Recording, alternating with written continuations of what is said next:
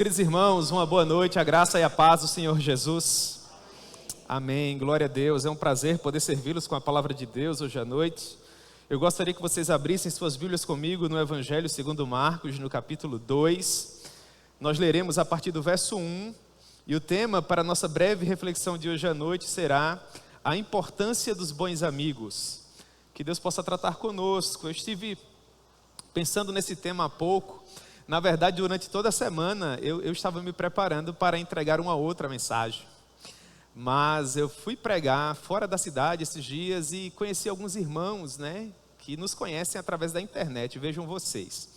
E eu fiquei assim com o coração muito grato, porque esses irmãos sabiam de coisas muito preciosas da minha vida, sabiam o nome da minha esposa, o nome dos meus filhos. E eles compartilhavam comigo que oravam por mim. Eu fiquei tão feliz, irmãos. Olha, pastor, você foi pregar em tal lugar, nós oramos pelo Senhor. Depois aconteceu isso, aconteceu aquilo. Fiquei lisonjeado, irmãos. Que coisa preciosa, não é? Glória a Deus. E hoje à tarde eu recebi uma mensagem. Nós recebemos às vezes tantas mensagens em nossos telefones. Mas eu recebi uma mensagem hoje à tarde que encheu de graça, assim, de alegria, o meu coração, de uma pessoa querida aqui da nossa igreja. Falou: olha, pastor, conversei com um irmão, senti falta de um irmão, mandei uma mensagem para ele, para saber como ele estava, para saber como andava o coração dele. Graças a Deus está tudo em ordem, tudo em paz. E compartilhou comigo, dessa preocupação santa, preciosa, desse desejo de ver o irmão bem e feliz. E eu somava essas experiências que tinha vivido ao longo dos dias e pensei esse tema aqui, a importância dos bons amigos. Eu gostaria de compartilhar a respeito dessa importância com vocês aqui. Amém? Com base nesse texto de Marcos, capítulo 2, a partir do verso 1, que diz assim: Dias depois, entrou Jesus de novo em Cafarnaum, e logo correu que ele estava em casa. Muitos afluíram para ali, tantos que nem mesmo junto à porta eles achavam lugar, e anunciava-lhes a palavra. Alguns foram ter com ele conduzido um paralítico, levado por 4 homens. E não podendo aproximar-se dele por causa da multidão, descobriram o eirado no ponto correspondente ao que ele estava. E fazendo uma abertura, baixaram o leito em que jazia o doente. Vendo-lhes a fé, Jesus disse ao paralítico: Filho, os teus pecados estão perdoados. Mas alguns dos escribas estavam assentados ali e arrazoavam em seu coração: Por que fala ele deste modo? Isso é blasfêmia.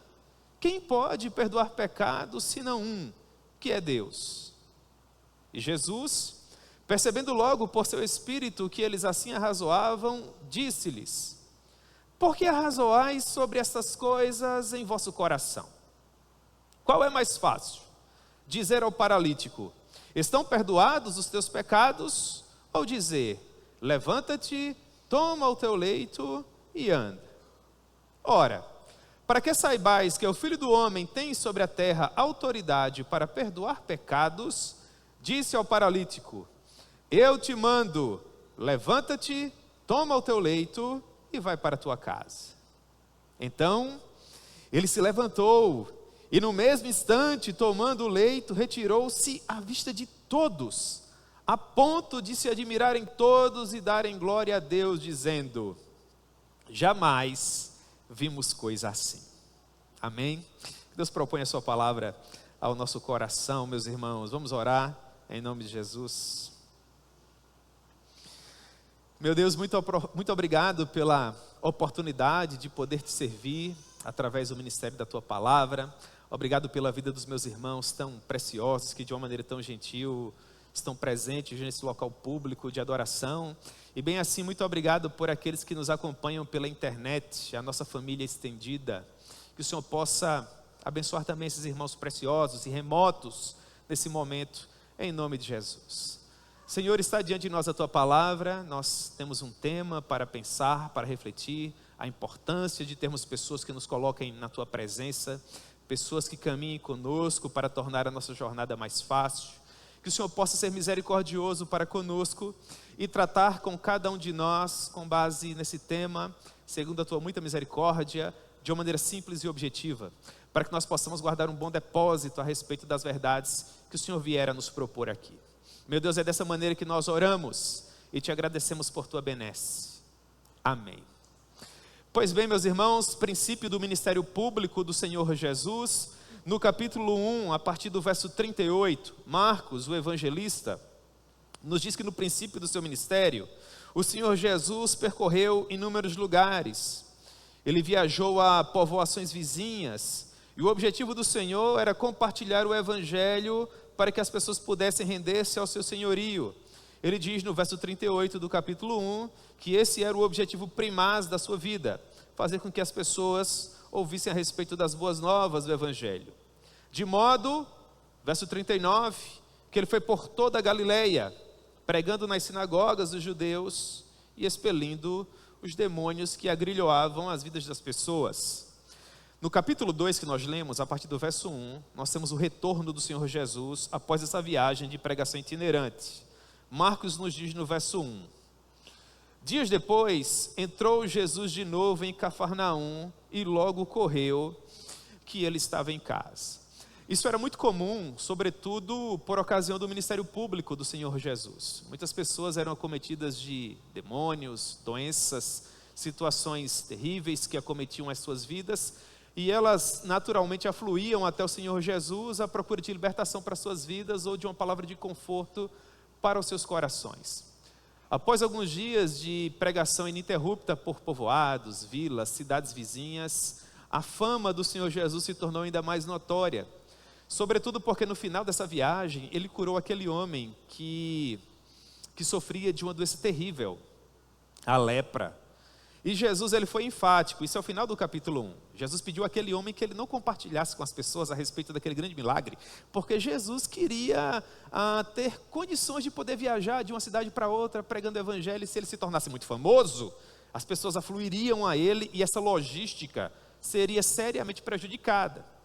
Contudo, aquele homem, uma vez curado, ele não conseguiu se conter, e ele fez justamente o contrário. Ele saiu por todos os lugares, falando a respeito daquilo que Jesus havia feito por ele, de modo que Jesus agora não tinha mais facilidade de ir para um e outro lugar, porque de toda parte as pessoas vinham para ter com o Senhor Jesus. Quando os habitantes de Cafarnaum, que era a cidade onde Jesus residia, após a inauguração do seu ministério público, souberam que ele estava de volta em casa, não tenham dúvidas, irmãos, todos eles foram até a casa de Jesus. Mas uma multidão incontável, inumerável, todas as pessoas queriam ter contato com o rei.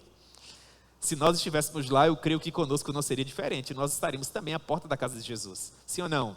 Mas é claro que sim, por óbvio que sim, porque Jesus é o Filho de Deus, Todo-Poderoso, e não volta de mãos vazias aqueles que vão à sua para ter contato com ele. Isso é extraordinário. Marcos nos diz que eram tantas as pessoas que nem mesmo junto à porta eles encontravam lugar. Todos queriam ver as atuações miraculosas de Jesus. Lucas, escrevendo sobre essa mesma passagem, diz que as pessoas vinham de todas as aldeias da Galileia, da Judeia e de Jerusalém. E naquele dia em especial, o poder de Deus estava com ele para curar. Então nós temos pessoas das mais variadas regiões da província romana, do que seria o Israel atual. Pessoas que vinham daquela região mais ao sul, mais próximos a Jerusalém. Eles atravessaram toda a província de Samaria, ou quem sabe atravessaram o Rio Jordão ainda na Judéia, atravessando por todo Gileade, cruzando o Jordão mais uma vez já dentro da Galileia, para não passar por território samaritano. Mas muitos outros vinham também da região das 10 cidades, então eles viajaram muito à margem do grande mar da Galileia, ou quem sabe em seus barquinhos primitivos atravessaram aquele mar, indo até a residência de Jesus, e agora nós tínhamos pessoas incontáveis, de culturas diversas, e eu quero acreditar que a casinha primitiva do Senhor Jesus não conseguia conter tantas pessoas, porque os doutores da lei também resolveram viajar. Lucas nos diz isso, no capítulo 5, verso 17, que estavam assentados na sala de Jesus, fariseus e mestres da lei. Então vocês conseguem agora imaginar esse cenário. As pessoas que caminhavam pelos corredores mais badalados da sociedade do Israel à época, estavam na sala do Senhor Jesus, vendo tudo aquilo que ele realizava. Provavelmente o colégio apostólico estava ali servindo ao Senhor. Do lado de fora, uma verdadeira multidão. E naquele dia o poder de Deus estava com Jesus para curar. Na verdade, Jesus, ele fez coisas extraordinárias ao longo de todo o seu ministério público. Milagres incontáveis. João, escrevendo o seu evangelho, nos diz que se todas as coisas que o Senhor Jesus realizou fossem escritas em livros, nem todos os livros do mundo seriam suficientes para mencionar, para narrar tudo aquilo que Jesus fez. O que nós sabemos foi importante para nós compreendermos o plano de fundo da história da redenção. São milagres específicos, mas Jesus fez muito mais, mas muito mais, irmãos. Pois bem, todas aquelas pessoas estavam lá, todas aquelas pessoas queriam ter contato com Jesus, e ninguém arredava ao pé. Se na fila do SUS ninguém quer ceder a vez, imagine na fila que se fazia à porta da casa de Jesus para ter contato com ele. Se você estivesse ali, bem próximo, no postigo da porta, já conseguindo ver até os móveis da casa, quem sabe, você cedia a sua vez? Irmãos, é muito altruísmo, não é? Mas as pessoas não cediam 1 centímetro. Muita gente na porta, nem mesmo próximo às janelas havia lugar. As pessoas se acotovelavam todas juntas, todas queriam ter contato com Jesus. E 4 rapazes ouviram falar a respeito desse retorno. E como eles eram amigos muito bons, eles de pronto lembraram de uma 5ª pessoa que, quem sabe, gostaria muito de estar também no meio daquela multidão para ter contato com Jesus, mas que não podia pelo fato de ser paralítico. A palavra que Lucas usa para denotar a paralisia desse homem aponta para uma espécie de doença que o impedia de locomover-se. A situação desse homem de fato era muito difícil. E aqueles 4 amigos, eles vislumbraram a possibilidade de colocar esse rapaz na presença de Jesus para que ele tivesse um contato com ele. Eles não agendaram absolutamente nada acerca daquilo que aconteceria depois, tudo ficaria a cargo de Jesus. O que eles queriam de fato era colocar aquele rapaz na presença do Mestre. E eu quero acreditar, irmãos, que essa é a nossa sublime missão. Nós não temos como antecipar quais serão as experiências que essas pessoas que nós evangelizamos, pessoas com as quais nós interagimos, terão com o Senhor Jesus. Nós não sabemos qual será o próximo passo, mas é nosso dever, de acordo com o conhecimento que temos das Sagradas Escrituras, tentar fazer com que essas pessoas tenham esse encontro o mais rápido possível, e que os desdobramentos, eles fiquem a cargo de Jesus. Mas essa deve ser a razão de ser da nossa vida, criar esses encontros. Se nós de fato amarmos as pessoas com as quais nós interagimos diariamente, seja de uma maneira mais próxima, presencialmente, seja de uma maneira remota, nós nos importaremos com o relacionamento que essas pessoas têm com o Senhor Jesus. E eu pensava nessas questões quando tinha aquela conversa com aqueles irmãos que eu mencionei há pouco, no princípio da minha fala. Quando em viagem, encontrei com eles em uma igreja, eles vieram compartilhar comigo, não é? E eu sentia no meu coração que de fato aquelas pessoas, elas me amavam, porque há tantas coisas para se orar, há tantas pessoas preciosas. Nós temos cônjuges, nós temos filhos, nós temos parentes próximos, há demandas que são comuns em nosso cotidiano, nós estamos sempre em um frenesi, correndo de um lado para o outro. E quando você retira tempo de qualidade para orar por uma pessoa que você conhece remotamente, que você possui uma espécie de afinidade por conta de um ponto teológico, ou de um estilo que tem a ver com a maneira com que essa pessoa expõe as escrituras, pode ser qualquer coisa, e você ora por aquela pessoa e se interessa ao ponto de saber como anda a vida dela, sabe? E você consegue ter insights a respeito da vida daquela pessoa, às vezes através de uma foto que você posta ou que você deixa de postar, e a pessoa fica preocupada se de repente você não está tão ativo na internet, aconteceu alguma coisa, e nós não encontramos assim o Senhor por aí, o Senhor estava doente, aconteceu o quê? Nós estamos preocupados, orando e tal. Você, meu Deus, isso é a tua graça, não é? E poucos dias antes encontrei um outro irmão muito querido, amigo de muitos anos, ele falou: olha, pastor, eu sempre oro por 3 pessoas na minha vida.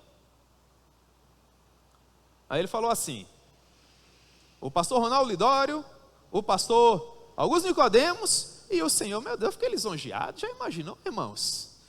Não é? Só pode ser a graça, é a misericórdia de Deus. Como é importante ter bons Amigos, pessoas que nos amam, que se preocupam conosco, isso é produto da graça em nossa vida. Essa sensibilidade, ela não está para a vida das pessoas que estão distantes do Senhor. Se faz necessário sensibilidade espiritual para você ter essa sensatez que a imensa maioria das pessoas não tem. Ora, irmãos, a imensa maioria das pessoas não oram nem por elas próprias. Pelo cônjuge, pelos filhinhos, às vezes, que dirá orar por um desconhecido que está a centenas de quilômetros de distância. Se faz necessário que o Espírito Santo atue. 4 pessoas em uma condição como essa, no meio de uma multidão, tendo a sua própria oportunidade de se encontrar com Jesus, dificilmente abririam mão do seu próprio encontro para privilegiar o encontro de um terceiro, mas é justamente isso que esses 4 rapazes fazem. Muito provavelmente, aqui eu estou conjecturando, quem sabe eles passaram pela rua de Jesus, viram a multidão, não havia internet à época, rádio, TV, telefones celulares, não. Eles precisaram ou ouvir falar, ou ver com os próprios olhos, e quando eles viram tudo aquilo, eles podiam de pronto se aproximar e esperar por sua vez, para que eles próprios tivessem o seu próprio encontro. Mas não, eles vão de encontro a essa inclinação natural do coração humano, e eles vão à procura daquele amigo, que estava precisando de ter esse encontro, precisava de Jesus em sua vida. E quando você tem bons amigos que de fato te amam e se importam com vocês, quando esses amigos chegam com aquele semblante que só os amigos extraordinários possuem, você já sabe que alguma coisa preciosa vai acontecer, não é? Você tem um bom amigo, quando ele olha para você, você já diz assim: rapaz, o que é que você está pensando? Esse seu semblante é peculiar. Quem sabe eles 4 chegaram na casa do rapaz paralítico e disseram: rapaz, você ouviu falar que Jesus está na cidade? Que coisa preciosa. E nós tivemos uma ideia. E quem sabe o rapaz paralítico falou assim: mas o que é que vocês estão pensando? Eu conheço vocês, não vão me colocar em nenhuma enrascada. Não, descansa o teu coração, vai dar tudo certo. Você tem corda aí? É corda para quê? Tem alguma escada, alguma coisa que possa ajudar? Mas para quê? Não, descansa o teu coração, você vai saber daqui a pouco. E aí eu fico imaginando 4 amigos, né? O rapaz, naturalmente, naquele contexto, deveria estar deitado numa maca. Um pegou numa ponta, o outro pegou na outra ponta e saíram carregando o amigo. Vocês conseguem imaginar essa cena? Gastem 2 ou 3 segundos das vidas preciosas de vocês imaginando isso. 4 amigos carregando um quinto deitado numa rede, numa maca, paralítico, sem condições de se locomover de per si, propriamente, caminhando pelas ruas empoeiradas da Cafarnaum primitiva daquela época. E naturalmente, à medida que eles se aproximavam e ouviam um burburinho da multidão, o rapaz paralítico naturalmente entendeu o que é que estava por trás daquela empreitada. Mas há tanto de gente, olha quantas pessoas, nós não vamos conseguir se aproximar do mestre. Eles dizem: olha, descansa o teu coração, no final vai dar tudo certo. Você tem amigos assim? Que o mundo está literalmente desabando, as notícias ruins às vezes não param de chegar, a condição financeira é precária, a saúde já está abalada, você não tem apetite, sono ou mesmo paz para o seu pobre coração, e ele está com você dizendo: olha, descansa o teu coração, vai dar tudo certo. Amigos para sorrir ou para chorar. Era o caso desses 4 rapazes aqui. Me faz lembrar aquele velho provérbio de Salomão, que diz assim: em todo tempo ama o amigo, e na angústia se faz o irmão. É muito forte, não é? É um texto precioso, devia ser escrito com letras douradas, Provérbios 17, 18. E aqueles homens finalmente se aproximaram da casa de Jesus, verso 4, a porção inicial, mas eles não puderam se aproximar por causa da multidão, naturalmente. Amigos comuns, acho que colegas, né, teriam dito assim: rapaz, olha só, você viu que nós estávamos até bem intencionados, mas olha quanta gente. Aí um já diria assim: a gente tem um compromisso daqui a pouco, né? Eu creio que demorar umas 4 horas para essa multidão toda ser atendida aí, mas eu tenho um compromisso daqui a 40 minutos, então eu acho que eu não vou poder ficar, e um outro também tinha um outro compromisso, enfim. Colegas provavelmente se comportariam dessa maneira, mas bons amigos não. Eles poderiam ter desistido, ter falado para aquele rapaz paralítico que eles tinham feito o possível do ponto de vista humano, mas que por conta da multidão, toda a logística complicada, para atravessar com a maca no meio de tantas pessoas que não cediam 1 centímetro de espaço, ia ser algo muito complicado, algo muito difícil. Então, eles deixariam para uma próxima oportunidade. Mas não é isso que acontece. Eu creio que nem perto da casa de Jesus eles conseguiam chegar. Mas as casas primitivas daquela época, todas elas eram semelhantes às casas que nós temos no interior, que são feitas de barro. Aqui nós temos telhados que são feitos ou de telhas de barro, ou as casas mais humildes, elas podem ser feitas até com telhados de palha, por exemplo. Mas a época do Senhor Jesus se fazia uma espécie de laje feita de betume também de barro. Então não era incomum que as pessoas até conseguissem caminhar por sobre essas casas, tendo em vista essa característica dos telhados. Quem sabe esses amigos tiveram que subir numa casa bem mais distante, para que caminhando por entre as outras casas da vizinhança, eles finalmente conseguissem chegar na casa em específico onde o Senhor Jesus estava. E as pessoas que estavam na multidão, naturalmente, estavam contemplando tudo aquilo. E nós não lidamos bem com práticas que são pouco ortodoxas. Sobretudo com uma das ideias são de fato assim bem geniais.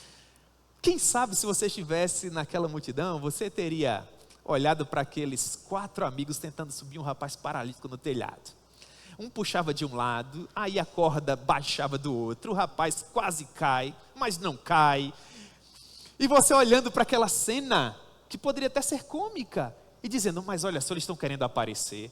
Todo mundo aqui, nessa hora nós já damos as nossas lições de civilidade, de polidez, não é? Todos nós aqui estamos esperando a nossa vez, enquanto eles não estão esperando a vez coisa nenhuma, mas estão tentando um caminho alternativo, porque não querem ficar conosco. Ora, que vez, se ninguém cedia 1 centímetro, se as pessoas queriam a sua própria oportunidade.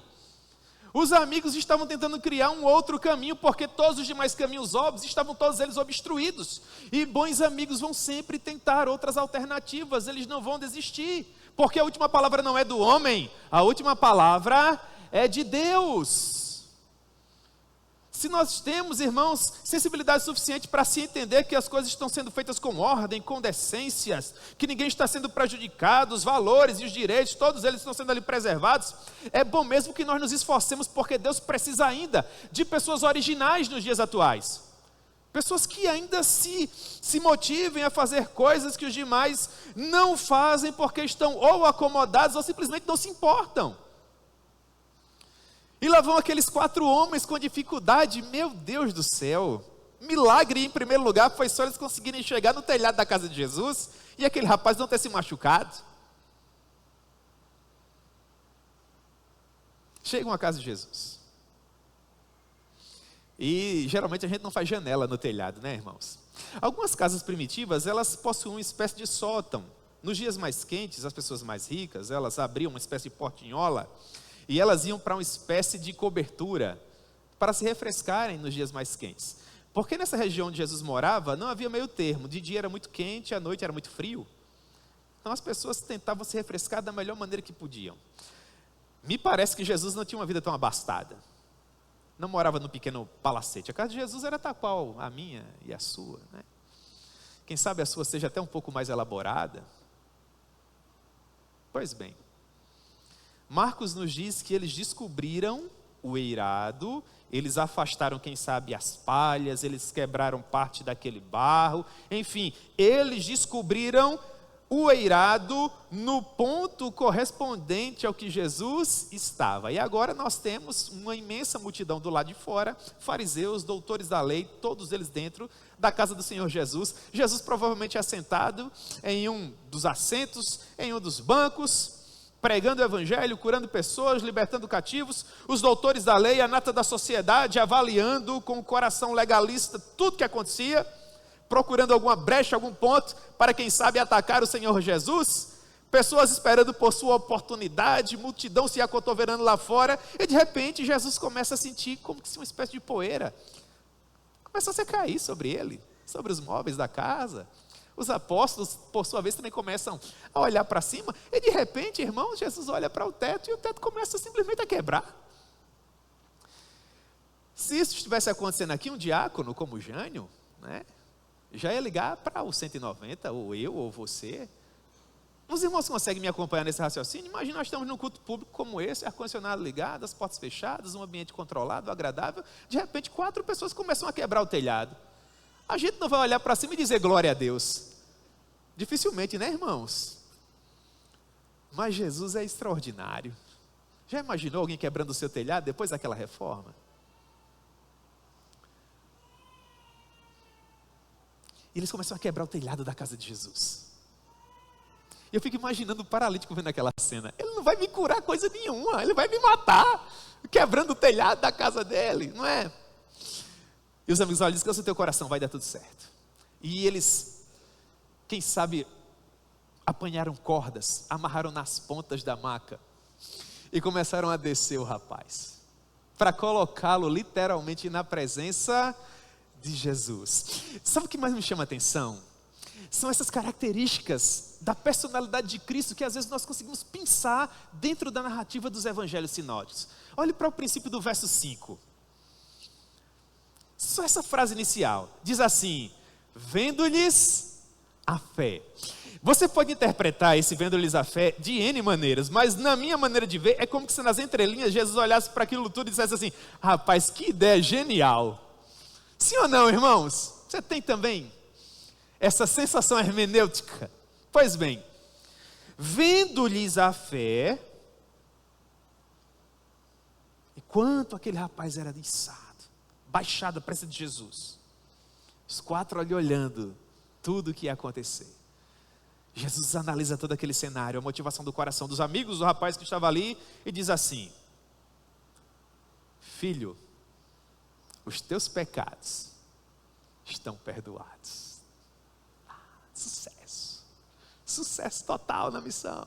Vocês conseguem imaginar como é que o telhado ficou agora? Meu Deus, que alegria quando uma pessoa que nós amamos tem um encontro genuíno com o Senhor Jesus. Quando vidas são verdadeiramente regeneradas, transformadas e tudo se faz novo.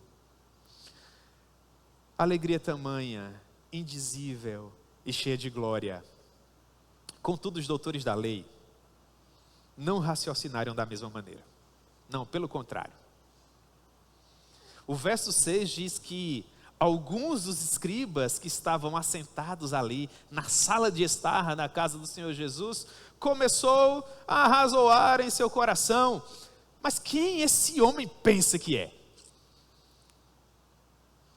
Não sabiam os doutores da lei que ali estava o próprio Deus Todo-Poderoso, o Deus do Salmo 139.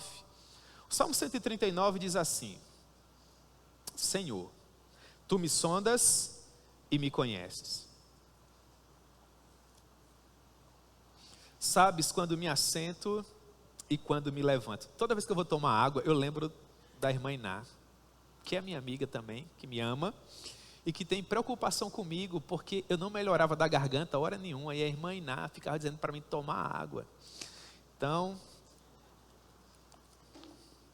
me mandou tomar ômega 3, vitamina D, e eu estou tomando, viu, irmã Iná? A primeira vez eu comprei e não tomei, e agora estou comprando e tomando, e tem me feito muito bem. Vocês estão vendo, irmãos, como é bom ter amigos?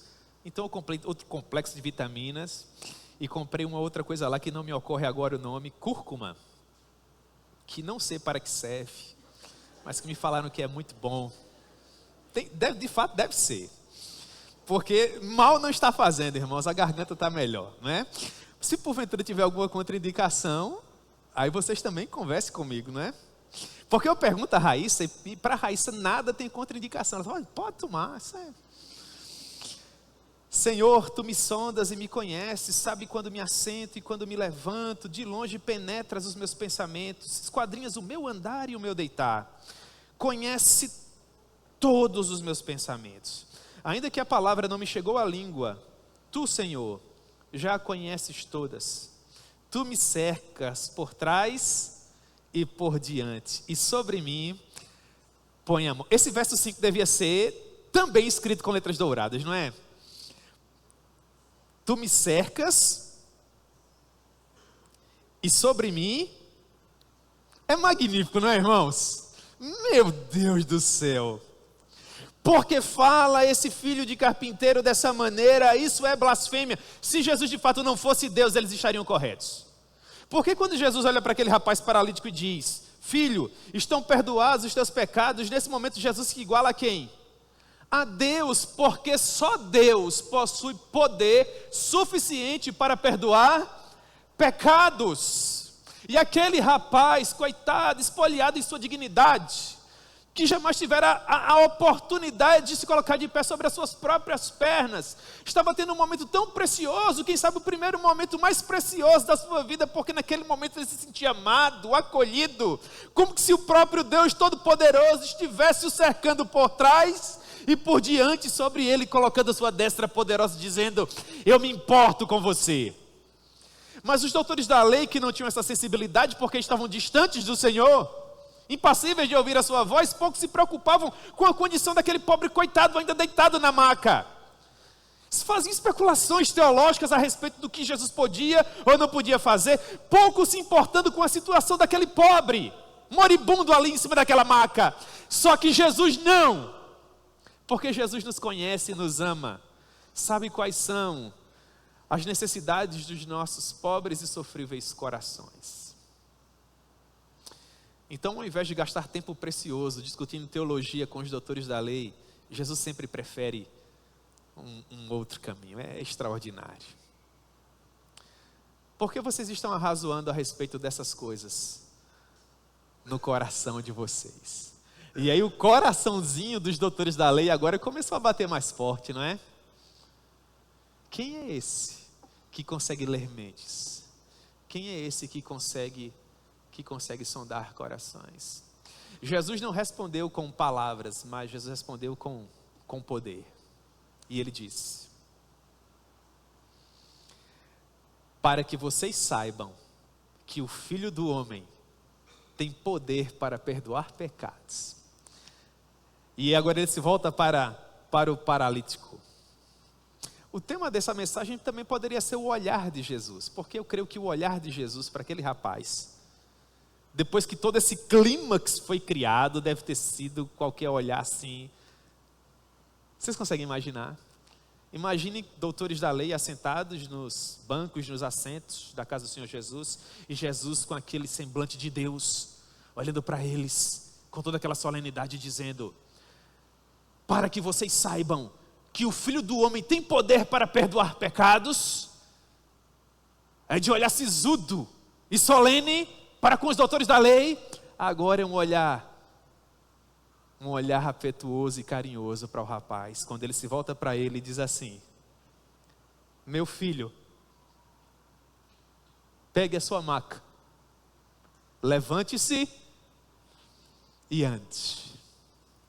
Vocês conseguem imaginar as transformações fisionômicas no rapaz? Pelo termo que Lucas, que era médico, usa, a paralisia dele era profundamente perceptível. Mas no momento em que o Filho de Deus ordena, irmãos, então aquilo que outrora estava fora do lugar, teria que ser consertado. Essa era uma das inquietações de Jó. Quem do impuro pode tirar o puro? Quem do incorreto pode suscitar o correto?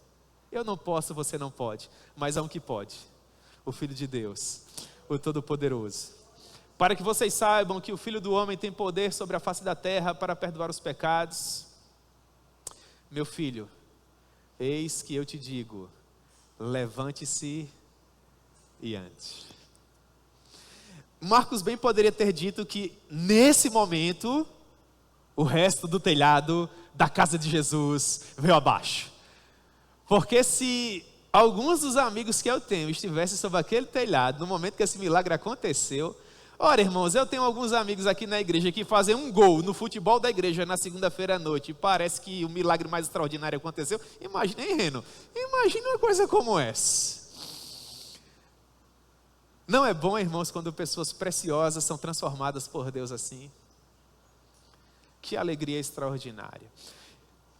Eu quero dizer para vocês que nós podemos proporcionar essa alegria ainda nos dias atuais, quando nós nos importamos com pessoas e nos esforçamos para ver o seu bem.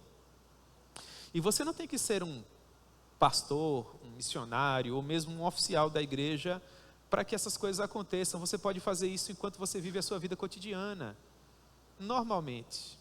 São tantos os exemplos aqui, e eu orava por tantas questões que são inerentes à nossa igreja, quando eu cheguei nesse ponto aqui da nossa breve reflexão de hoje, né? Há pessoas aqui que precisam de amor e de atenção. Eu sou uma dessas pessoas. você também. E nós podemos, irmãos, nos importar cada vez mais uns com os outros e criar um ambiente dentro desse local público de adoração, para que nós possamos nos sentir bem aqui cada vez mais. Eu orava, por exemplo, por alguns adolescentes e jovens que nós temos aqui, que não possuem a oportunidade de vir até esse local com o papai e com a mamãe. E esses adolescentes e jovens são verdadeiros milagres da graça. E eu me esforçava para orar por cada um deles. É magnífico você ver um garoto que é pressionado de todas as formas pela cultura e pelo espírito da nossa época, e que, ainda que não tenha referenciais dentro de casa, pelo menos não até agora, de uma maneira extraordinária é conduzido pelo doce Espírito Santo até um local como esse.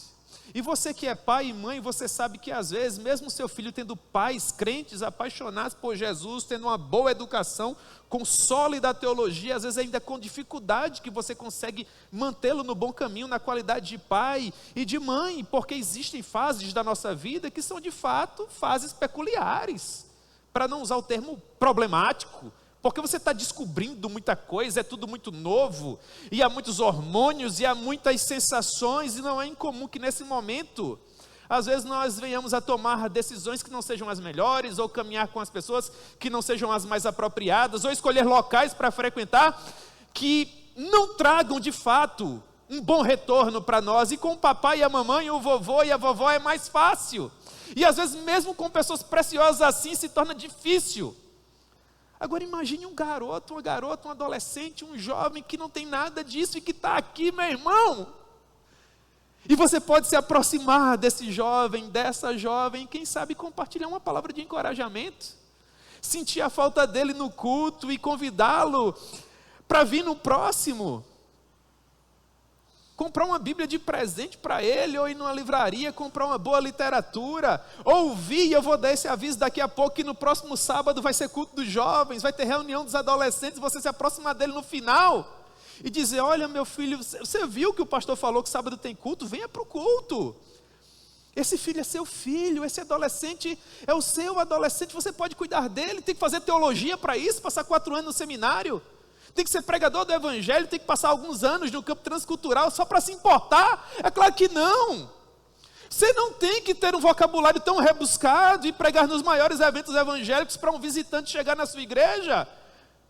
E você ter sensibilidade suficiente, quem sabe, de se sentar naquelas cadeiras mais próximas da parede para que o visitante não se constranja de ter que te levantar ou te incomodar. Criar um ambiente propício para que ele se sinta bem numa comunidade de fé como a nossa, dar uma boa noite, uma paz do Senhor, olhar nos olhos dele e dizer, rapaz, eu não vejo você sempre por aqui, você está nos visitando hoje, que alegria para nós recebê-lo, essa aqui é a nossa família, é nesse local onde Deus tem feito coisas extraordinárias por nós e através de nós, e com você não será diferente.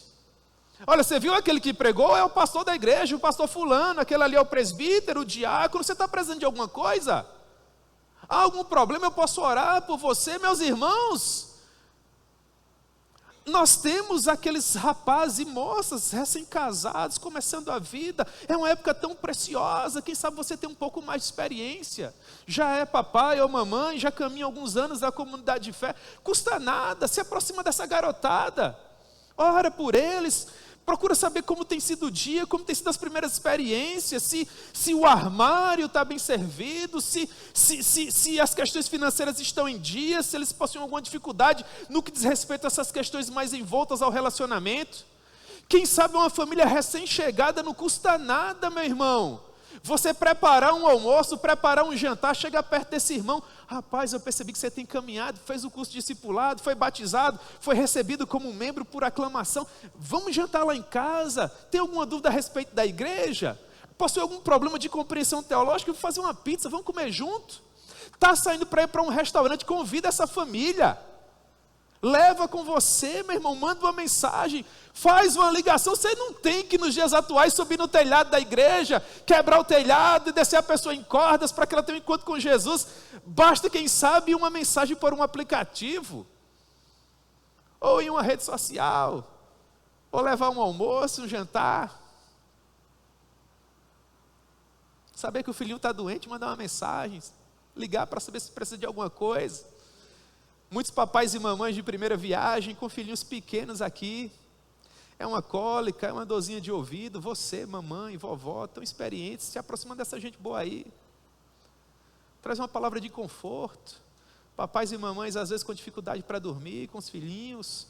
Alguns outros já estão em outra fase da vida, é o vovô e a vovó, que nos abençoaram tanto, já estão ali bem maduros na vida, com os cabelinhos branquinhos, não é?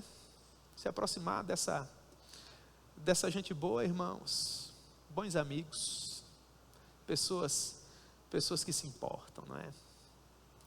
Ou quem sabe você faz uma viagem para uma cidade a centenas de milhares de quilômetros, e a pessoa se aproxima de você e fala: eu vejo você na internet, Deus colocou um amor no meu coração, eu me importo com você. Puxa vida, como faz diferença, não é? Um áudio de poucos segundos, só para compartilhar que você se preocupou com o irmão da igreja, conversou com ele, né? Meus irmãos, eu oro para que Deus nos dê essa sensibilidade, sabe? Para que a gente possa abençoar essas pessoas, né? Uma igreja com uma boa teologia é importante. Uma igreja com um púlpito forte é muito importante. Uma igreja que possui um princípio regulador no culto para uma boa liturgia é muito importante. Mas se nós tivermos tudo isso, irmãos, e não tivermos junto com isso o calor humano, essa simplicidade do dia a dia, do cuscuz com ovo, né? Então nós vamos precisar ainda crescer mais. Mas eu quero acreditar que Deus vai nos conceder graça para nós termos. Em nome de Jesus. Em nome de Jesus, né? Então eu creio que, meus irmãos, nos próximos dias haverão convites aí, haverão sinais, né? De uma pizza, de uma lasanha, de uma boa conversa. Você, adolescente jovem aqui da igreja, os irmãos vão se aproximar de vocês, para que vocês venham para o culto, com a irmã Elane, com o irmão Leandro, com os demais irmãos preciosos, dessa dinâmica toda aí, e vai ser uma bênção, amém? É importante termos bons amigos, irmãos, é claro que é. 3 aplicações e nós vamos orar. A primeira delas: procure ter ao seu lado pessoas que te aproximem de Jesus. Os verdadeiros amigos são aqueles que desejam e se esforçam pelo nosso bem. Não há nada melhor em nossas vidas do que pessoas que nos aproximem de Jesus. Em segundo lugar, não importa quão profunda seja a sua necessidade ou grande o seu problema, maior é o poder do Evangelho. Maior é o poder do Evangelho. Eu escrevi essa aplicação e eu me lembrava de algumas distâncias que algumas pessoas às vezes percorrem para vir para a igreja, irmãos. Temos pessoas, né, inclusive algumas delas estão aqui hoje à noite, que vêm de outras cidades, irmão Sérgio, irmã Edileuza, o pastor Reno, a irmã Franci. Irmãos, que coisa preciosa, né? E eu escrevi isso aqui e orava: Senhor, fortalece esses irmãos, encoraja esses irmãos. Como eu me sinto lisonjeado por saber que há pessoas que precisam viajar para frequentar os nossos cultos, irmãos. Isso não enche de alegria o seu coração? Isso é magnífico para mim, não é? É uma coisa assim, é uma coisa preciosa. Jesus é muito bom, não é? Hoje, por sinal, eu conversava com uma pessoa que nos acompanha pela internet, provavelmente ela está nos acompanhando aí. Eu tinha que falar sobre isso hoje à noite, irmão, sobre essas amizades que nós temos, não é? E uma pessoa preciosa falando que encontrou o canal da nossa igreja e que tem vivido assim uma experiência muito interessante, porque por muitos anos ela caminhou por determinadas sendas onde alguns aspectos, sobretudo relacionados à teologia, não eram tratados, e essa pessoa teve acesso a alguns conceitos e ela viu que algumas coisas estavam erradas, e agora ela precisa consertar. E a sensação, para usar palavras parecidas com as palavras que ela usou, de não ter vivido, é de partir o coração. E ela dizendo assim: pastor, você não sabe o que é você viver tantos anos da sua vida achando que você tinha vida, quando na verdade você não tinha. Não possuía os parâmetros mais elementares que um garoto que vem para a escola bíblica conhece, irmãos, e você vê como é importante quando Deus ele nos concede alguma sensibilidade para nós cuidarmos dessas pessoas que precisam tanto de um abraço, de uma palavra de conforto, de uma palavra amiga, não é? Então, vocês que nos acompanham pela internet, vocês são muito amados também para a glória de Deus. Finalmente, em terceiro lugar, mesmo que a jornada para trazer amigos aos pés de Jesus seja uma jornada árdua, como essa, ou como a sua, quando o resultado finalmente se manifestar, você perceberá que terá valido a pena. Quando o resultado se manifestar, você verá que terá valido a pena. A Bíblia, meus irmãos, ela não possui tamanho e espaço para tantos detalhes. Mas, se você tiver uma imaginação como a minha, Jesus disse: toma o teu leito e anda. Você lembra que tinha uma multidão do lado de fora? Imaginem vocês quando a porta da casa de Jesus abriu, e aquele rapaz que foi tão duramente criticado, vocês lembram? Esses aí não esperam uma vez, esses querem aparecer. Os mais espirituais, quem sabe, disseram até assim: esses aí estão na carne. Aí de repente aparece o rapaz levando o quê? E dizendo assim: licença aí, licença aí. Mas sabe o que é melhor? É quando os amigos descem do telhado. Muita gente já dizendo assim: nossa, vocês conseguem imaginar aquele abraço? E aquele rapaz agora curado, dizendo: olha aqui para mim. Irmãos, eu tenho que fazer para vocês verem aqui. E ele dizendo assim: olha aqui para mim. E olhando para eles e dizendo: muito obrigado. Muito obrigado. Eu creio que vai ser uma sensação semelhante que nós viveremos quando nós estivermos para além dos portões dourados da Jerusalém Celestial. Quando pessoas que nós nem chegamos a conhecer pessoalmente nos deram aquele abraço. Na mesma Canaã Celestial em que nós vamos estar, e eles estarão dizendo a Nazário: muito obrigado. Mas muito obrigado, é por sua causa e para a glória de Deus, por meio do poder do Espírito Santo, que nós estamos todos aqui e terá valido a pena. Amém, irmãos?